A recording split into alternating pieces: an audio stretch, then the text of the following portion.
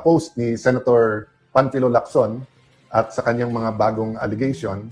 Having said that, tamang-tama naman kasi dahil meron na talaga akong mga i-report sa inyo. So tatlo pag-uusapan natin ngayon. Yan. Yung kung ano yung similarity sa SONA kontra SONA at ano din po yung kulang na kailangan doon sa SONA. Isang element lang to. Tapos meron pong na-receive from the Supreme Court. So gusto ko itong basahin sa inyo at gusto ko sanang hingin na pag-pray nyo. Pilipinas ng kanyang approval para ilabas ito pong mga dokumentong ito. Di sino ngayon na lumalabas na mastermind dito? Nagtatanong lang ho kami. Ang balita yan. Dahil isang senyalis yan na talagang wasak na ho ang ICC at pagkakataon na natin lahat ito. Si Tatay Digong. Baka pag yan, natuluyan ng mawasak yung ICC na yan sa pangalawang linggo, pangatlong linggo, pagkalipas ng isang buwan, si Tatay Digong, uuwi na ho para labanan yung kagustuhan ni Donald Trump na buwagin ang ICC. Bubuwagin na ho kayo, mga buwisit kayo. Kailangan yung mabuwag para makauwi na si PRRD sa Pilipinas. Eto na. Grabe ho talaga. Hindi makamubo nito si Ping Ping. Oo. Bakit kaya? Ano ba ang dahilan kung bakit galit na galit itong si Ping Ping? Nagpasaring na naman ho ang mama dito kay Senador Alan Peter Cayetano. At ang kanyang sinabi rito, anong uri ng tao ang magdedeklara ng giyera? Tapos, sabi niya, toy gun ang dala. At laway ang bala. Pag na-confront ng Jomba, magre-request ng ceasefire. Wala naman kung gano'n sinabi si Senator Alan Peter Cayetano. Masyado ho kayong hindi namin malaman sa inyo kung ano yung problema yun sa life nyo. Dahil naungkat ho kasi ni Senator Alan Peter Cayetano yung paglobo ng salin ng mama. Totoo naman ho siguro. Kaya siguro nakita at nalaman bigla hong lobo ang salin. Saan ho ba galing? Nagtatanong ho lang ho kami. Diba? Ang sabi rito, hiniritan ng ceasefire. Wala akong hinihirit si Senator Alan Peter Cayetano. Pero bago natin pasadahan ang mga video ngayon, Senator Alan Peter Cayetano nagsalita na ho patungkol dito. PRRD, maswerte. Makakauwi na talaga. Talagang uuwi na si dating Pangulong Duterte dahil ho, itong ICC President, humihingi na ng tulong sa Japan. Mantakin nyo, antitibay ang kakapal ng mga mukha nitong mga... pwede na ho ba magmura? Pwede na magmura. Subukan lang natin, itong mga pusang gala na to, mga ICC na to, ang kakapal ng mukha nyo, hindi nyo na pinagbigyan ng interim.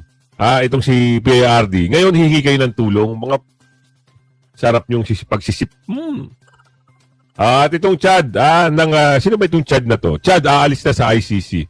Kinumpirma ho at yan ang balita ngayon.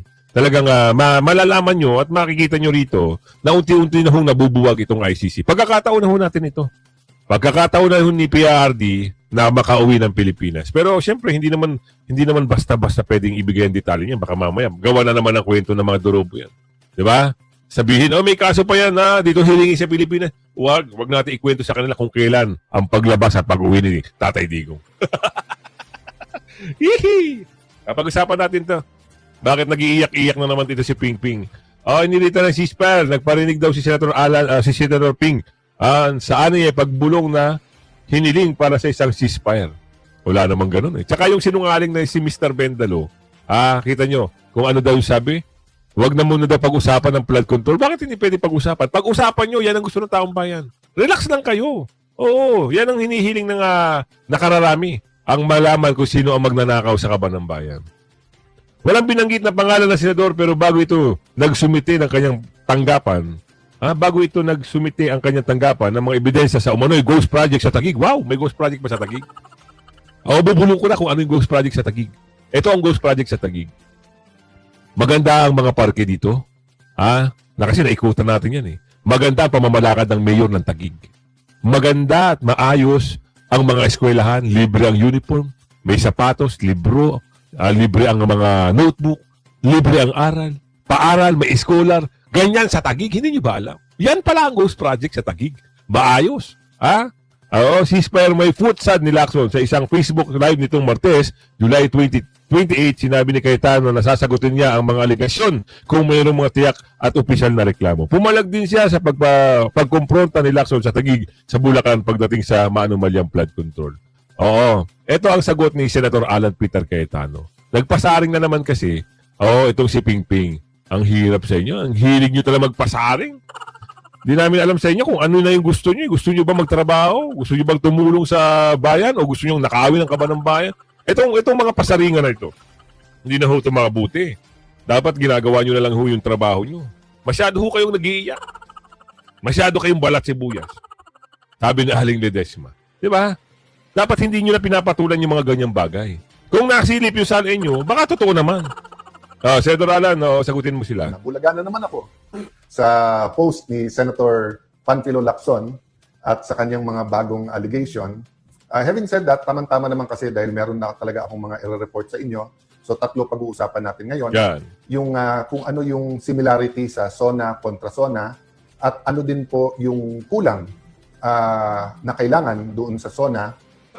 Isang element lang to.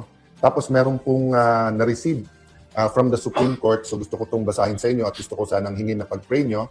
And then of course, tugon or pag-usapan po natin ang sinabi ni Senator Lacson today and also the past few days. No? Let's do it in a very sober manner. Niremind ako ng wife ko na may panahon na makipag-alaskahan, may panahon na whether you're playful or whether umiinit ang ulo.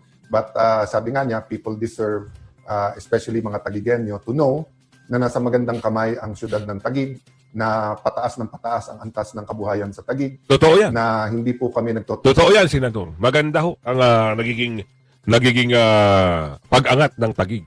Nakita natin yan dito sa bagong City Hall. At bukod dyan, marami hong mga kababayan ng mga Tagigenyo ang nakakapasok ngayon sa City Hall. At bukod doon, meron silang tinatawag na yung mga barabarangay. Meron ho yung gobyerno ng Taguig na empleyado dyan. Kaya wag niyong sisilipin na may flood control ang Taguig, nagkakamali ho kayo sa paratang. Mr. Ping Ping Ping. Oo, mali ho tayo mga pinagbibintang. Oo, ang hirap lang sa inyo dahil kayo ang naha-hot seat dahil hindi niyo inimbestigahan ang flood control. Ngayon, ginagawa niyo ng issue itong si Senador Alan Peter Cayetano. Porkit maboses ba ang mama? Porkit ba gusto niyang malaman ang kung sino ang mga dorobo? Dahil si Senador Marcoleta, alam natin, pinakulong na nila. Diba?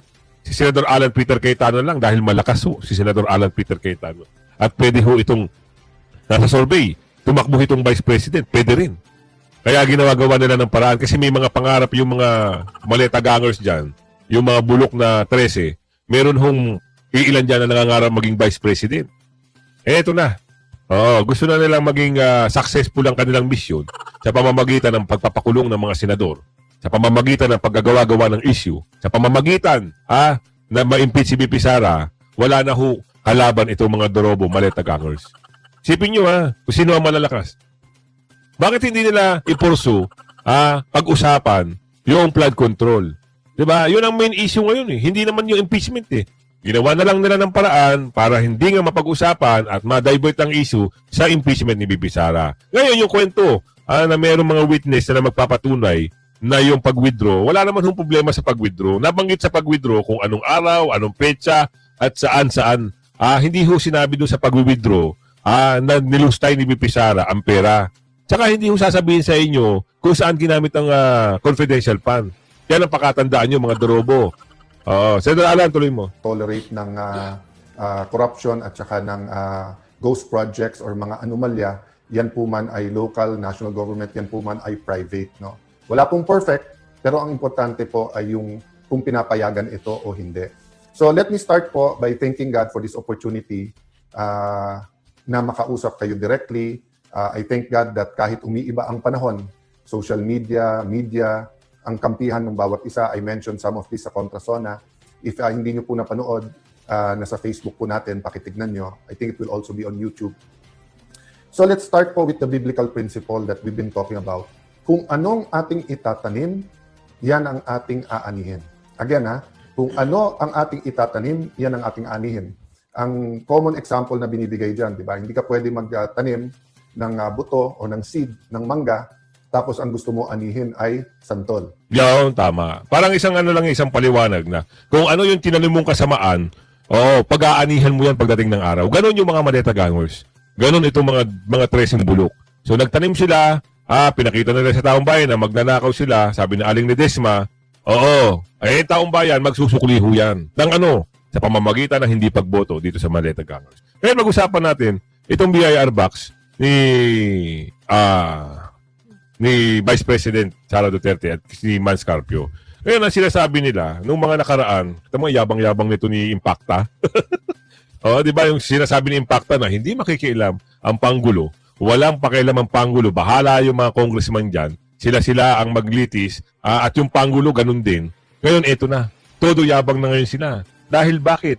Oo, sila na ho ang magpapatibay at meron ng clearance sa Pangulo, kagaya nga nung sinabi ni Kim, ni former Commissioner Kim Hinares, na Pangulo lang ang bukod tanging magbibigay ng basbas. Totoo na nga, ito na. Nabasbasa na ho.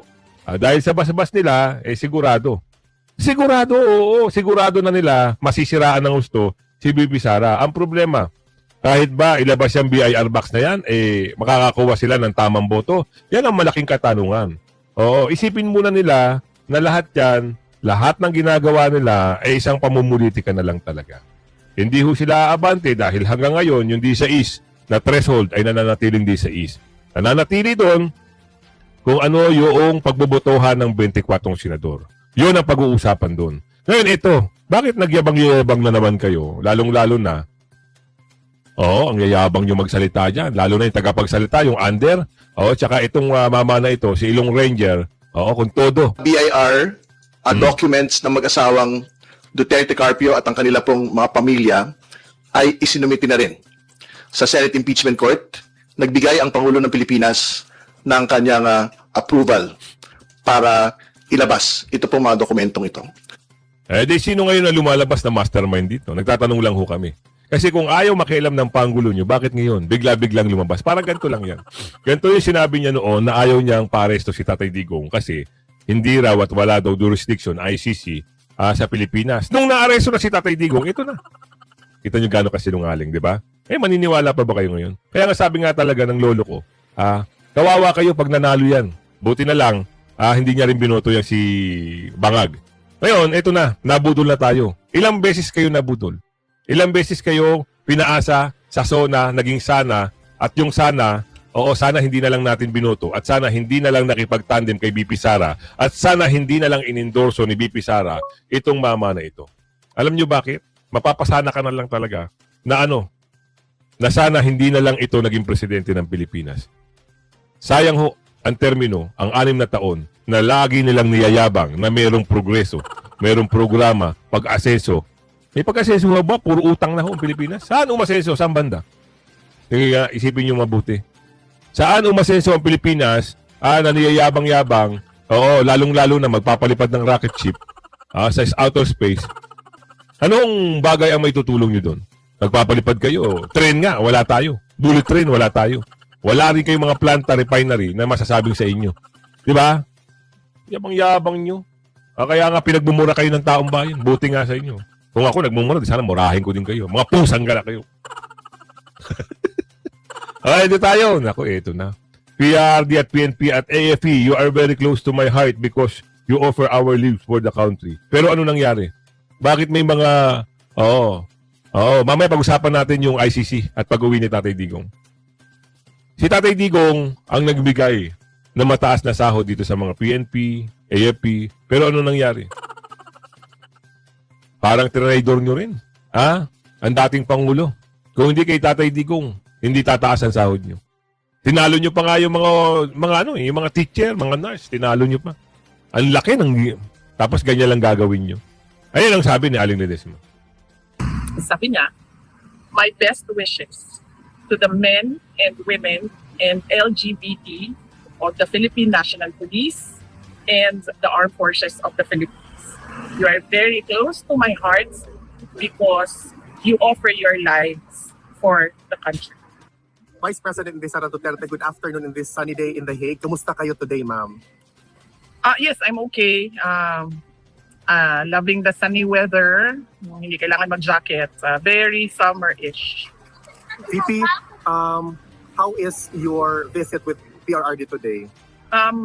Very good. Very happy ang mood ni President Duterte. And binanggit ko sa kanya na bago ako pumasok kanina, merong mga Filipinos na, saan na sila? Yes. Merong mga Filipinos kanina na nag-aantay sa labas at nagpapaabot ng kanilang pangangamusta sa kanya. And sabi niya na titigil na daw siya sa pagsasabi na huwag kayo gumastos, huwag ninyo inconvenience yung sarili ninyo sa pagpunta dito. Sabi niya, gawin niyo na lang daw kung ano yung nasa puso ninyo.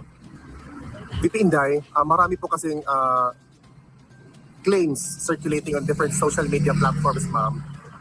Putting your statement doon sa London rally niyo, ma'am, out of context, na sinabi niyo daw, pinapalabas na lalabas na si PRRD next week from the ICC. Ma'am, just to set the record straight, is there a truth to that claims? Wala akong sinabi doon sa speech ko na lalabas si PRRD next week. Hindi ko alam kung saan nagsimula yung ganon, pero definitely wala doon sa transcript na nagsabi ako na lalabas na si PRRD. Iyakan yan sila, BP. Asarin lang natin, BP, na lalabas na si Tatay Digong. Para lahat ng mga, yung mga against dyan, magkaigit-igit at mahirapan na huminga sa sakit sa puso. Di ba? Galit na galit sila pag makalaya si Tatay Digong. Meron nga dyan isang bulager eh. Ang sabi niya, pag daw nakalaya si Tatay Digong, magpapagit-git daw siya ng kanyang leeg sa online, sa live. Pag yan ang antay natin yan, BP. Sabihin mo lang na lalabas si Tatay Digong. Kasi, kaya kami naniniwala na lalabas na si Tatay Digong at makakauwi na si Tatay Digong. Kasi ang ICC President, nagdideliryo na ho. Humihingi na ho ng tulong. Humihingi na ho ng tulong sa Japan. Kasi talagang gusto i-abolish ni Trump itong ICC. Gusto nang wasakin.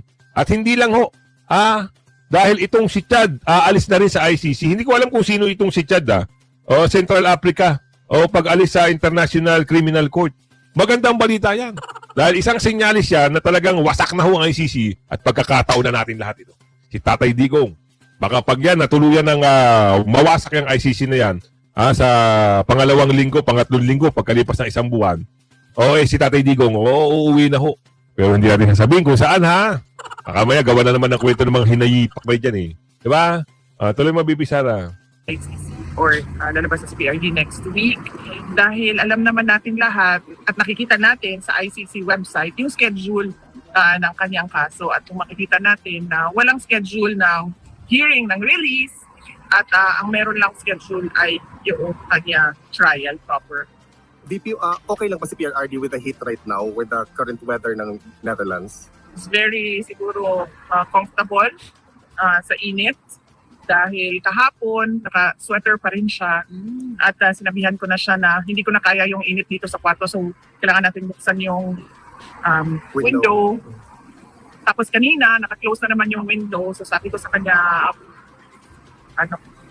walang hangin doon sa loob, so sabi ko pwede ba natin buksan yung window, so pumayag naman siya. Mas gusto niya ang mainit kaysa sa malamig. Hindi siya makatolerate ng sobrang lamig. Kaya usually nag-aalala tayo kapag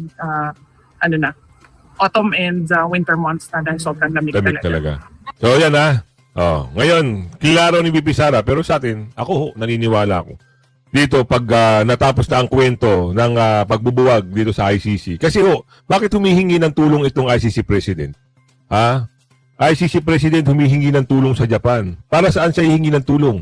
Para labanan yung kagustuhan ni Donald Trump na buwagin ang ICC? Bubuwagin na ho kayo, mga buwisit kayo. Kailangan yung mabuwag para makauwi na si PRRD sa Pilipinas. Humihingi ng tulong sa Japan si International Criminal Court or ICC President Tomoko Akane para mapigilan ang pag-alis ng mga Asian members nito. Sa kanyang talumpati sa Osaka, hinihikayat ni Akane ang Japan na gamitin ang impluwensya nito para kumbinsihin ang iba pang Asian member countries na manatili sa ICC. Migil ka, buwisit ka. Wala kang magandang naidulot yung ICC na yan. Walang magandang naidulot yan sa Pilipinas at sa ibang bansa. Lalo-lalo na, itong Israel na gusto lang yung presidente. Gusto rin nilang arestuhin. Paibuti na lang ito si Trump. Tinulungan kagad. Dahil pinasibak niya kagad itong si Khan. Ngayon, ito, nag-alumpihit na kayo ngayon. Mga buwisit kayo. Alumpihit na kayo ngayon. Pag natanggal kayo, nasiba kayo lahat dyan, wala na yan, uuwi na sa amin ang aming presidente, mga hinayup. Ha? Ikaw, sarap mong tampalin eh. Di ba? Tama lang sa inyo, buwagin kayo dahil mahilig kayong mga warta, sabi ni Aling Ledesma. Bakit? O kung hindi kayo pumunta ng Pilipinas, yung isa sa judges nyo, at binigyan daw ng pera nito ni Trela lang, hindi nyo maaari sa basta-basta si Tatay Digo. Kaya tigil-tigilan nyo na hihikayat pa kayo na yung mga kasapi, wag umalis. Mga kasapi, umalis kayo, wag na ho kayong sasali din sa ICC dahil peperahan lang kayo niya, sabi ni Aling Marie. Anya, isa ang Japan sa pinakamalalakas na miyembro ng organisasyon at mahalaga ang suporta nito At habang abay hinaharap ng korte ang tensyon mula sa Estados Unidos. Di mo ba alam yung mga kababayan mo, buwisit ka. Gustong-gusto ang pamamalakad ni Tatay Digong. Tapos ikaw, hikayatin mo pa yung mga, ang sarap mong pagsasampal-sampalin ng 5 beses. Nakakagigil eh, nangihikayat pa eh. Isipin nyo mabuti Tapusin na kayo ng Amerika, umalis na yung isa, ano pangalan nito? Yung si Chad aalis na, o yung taga Central Africa, ikaw naman maghihikayat ka na naman, pisti ka. Para saan? Pera. Diyan naman kayo umaasa eh. Sino ba nagpapasahod sa inyo? Di ba? Bagit din ito na inanunsyo na ng Venezuela ang pagkalas nito mula sa organisasyon habang may iba pang mga bansang matinding pinipilit na kumalas na sa kanilang pwesto. Buti ka. Kasabay nito, minungkahi rin ng Estados Unidos na palakasin pa ang sanctions laban sa mga individual na konektado sa ICC, bagay na pwede makaapekto sa operasyon ng korte. Tama yung ginagawa dito ni Donald Trump. Ikaw yung mga pistit ng mga ICC na to eh. Tama lang sa inyo, buwagin. At wag na kayong maghikayat, Wag na kayong mahikayat. Oo, mahirapan lang kayo. O yung Venezuela, alis na. O ito namang taga si Chad, aalis na uli sa ICC, aalis na rin sa ICC. Taga Santo, Central Africa, alamin natin ito. Inihayag ng Chad ang pag-alis nito sa International Criminal Court o ICC matapos ang mahigit 2 dekadang pagiging miyembro nito. Ayon sa pamahalaan ng Chad, labis manong nakatuon ang mga investigasyon ng ICC sa mga bansa sa Africa. Hindi rin nilapantay ang pagpapatupad ng ICC ng hustisya sa iba't ibang rehiyon. Siyam sa 13 investigasyon ng ICC ay nakatuon sa Africa habang 4 lamang ang nasa ibang rehiyon. Wala rin nilang pag-usad ng mga naturang investigasyon. Binigyang diin din ng Chad na 6 sa 7 taong nakadetene kaugnay ng mga kaso ng ICC ay mga Afrikano. Dahil dito, nanawagan ng Chad sa iba pang miyembro ng African Union na isaalang-alang din ang pag-alis sa ICC. Diit ang pamahalaan hindi nangangahulugan ang kanilang pag-alis at tinalikuran nila ang hustisya para sa mga biktima. Naniniwala sila na may sapat na kakayahan ang hudikatura ng Chad na litisin at panagutin ang mga nasasangkot sa mga krimen. Tama naman di ba? Kahit ang Pilipinas may sarili tayong hudikatura, meron tayong sariling justice system, bakit kailangan pa dito sa ICC? Ang ICC na yan, pera lang yan. Kukuha lang ho yan ng mga budget pondo sa iba't ibang bansa, lalo na pag politika ang labanan. Si Tatay Digong, naniniwala ba kayo na kaso at mayroong kaso si Tatay Digong? Wala. Politika lahat yan. Gusto lang gipiti si VP Sara o para humingi, anong tawag doon? Para magsunod-sunuran dito kay Bangag, hindi ho ginawa ni VP Sara. Ngayon, ito ang tanong. Pasok natin yung BIR box. Bakit ba kailangan nilang buksan? At ngayon, di ba? Talagang matapang na hinayag nito ni Impacta. Impacta tawag sa kanya na may basbas na daw ho ng panggulo nila. Itong BIR box. Alamin nga natin, bakit ho binasbasan agad? Parang gustong madaliin talaga, no? Di ba? Nung una, ayaw nyo sabihin. Ayaw nyo dahil wala raw pakialam yung panggulo.